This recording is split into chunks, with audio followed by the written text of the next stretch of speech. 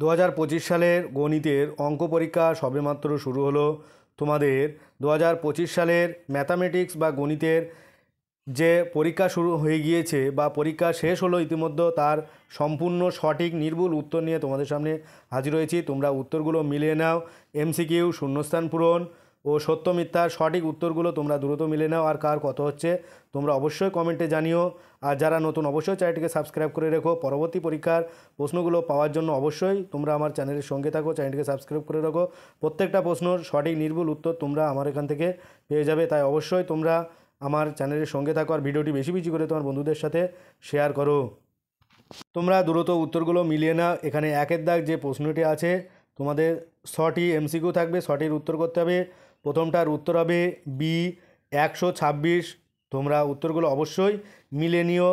তারপরে 2এর দাগের যে প্রশ্ন আছে তোমরা দেখতে পাচ্ছ, তার উত্তর হবে বি 50%। অবশ্যই তোমরা প্রশ্নগুলো ভালো করে দেখে নাও। এখানে কি বলছে, একটি লম্ব বৃত্তাকার চোঙ ও একটি অর্ধগোলাকার ব্যাসার্ধ সমান ও এদের আয়তনও সমান। চোঙটির উচ্চতা অপেক্ষা অর্ধগোলকটির উচ্চতা শতকরা কত বেশি? এখানে উত্তর হবে বি 50%। অবশ্যই তোমরা ভালো করে উত্তরগুলো মিলিয়ে নাও আর তোমাদের বন্ধুদের সাথে শেয়ার করো। আর তোমরা অবশ্যই কমেন্টে জানাও কার কত অ্যান্সার হচ্ছে। তারপরে 3এর দাগের উত্তর হবে, এখানে উত্তর হবে সি 60 ডিগ্রি। তোমরা আমি যেটা বলছি সেটা দ্রুত মিলিয়ে নিও।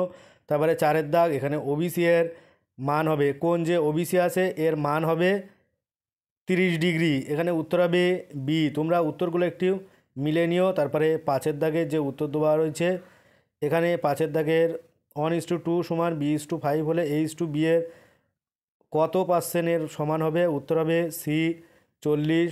তারপরে আসবো 6এর দাগ। এখানে 6এর দাগের উত্তর হবে এ XYZ বাই 1200 টাকা। তারপরে 2এর দাগ, শূন্যস্থান পূরণ করতে হবে যে কোনো 5টি।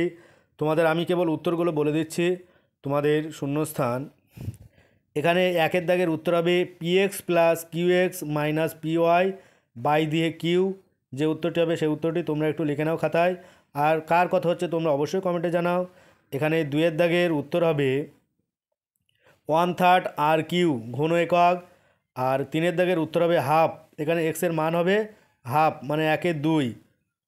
আমি প্রশ্নগুলো পড়ছি না, কেবল উত্তরটা বলে দিয়েছি যাতে তাড়াতাড়ি হয়ে যায়। তারপরে 4এর দাগ, একটি তলের বা একই তলে অবস্থিত দুটি বৃত্তের 3টি সাধারণ স্পর্শক হলে বৃত্ত দুটি পরস্পরকে কী করবে? এখানে উত্তর হবে বই স্পর্শক করবে।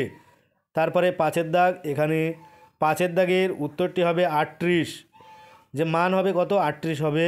তারপরে 6এর দাগের যে উত্তর আছে, এখানে আমন, পিন্টু ও ডেভিডের মূলধনের অনুপাত হবে কত? হবে 2:3:5। তোমরা প্রশ্নপত্র উত্তরগুলো ভালো করে মিলিয়ে নাও। আর যারা নতুন অবশ্যই আমার চ্যানেলটিকে সাবস্ক্রাইব করে রেখো যাতে পরবর্তী ভিডিওগুলো সবার আগে পেতে পারো। আর অবশ্যই ভিডিওটি বেশি বেশি করে তোমার বন্ধুদের সাথে শেয়ার করো। তারপরে আসবো 3এর দাগ, সত্য বা মিথ্যা নির্ণয় করতে হবে যে কোনো 5টি। এখানে কি বলছে, 1এর দাগ, সংখ্যাগুলোর মান সমান 2 গুণ মধ্যমা সমান 3 গুণ যৌগিক গড়। এটার উত্তর হবে মিথ্যা। আমি উত্তরগুলো একটু বলে দিচ্ছি। তারপরে 2এর দাগ, এটাও হবে মিথ্যা। তারপরে 3এর দাগ আছে, এটাও মিথ্যা। 4এর দাগ সত্য। 5এর দাগ হবে মিথ্যা।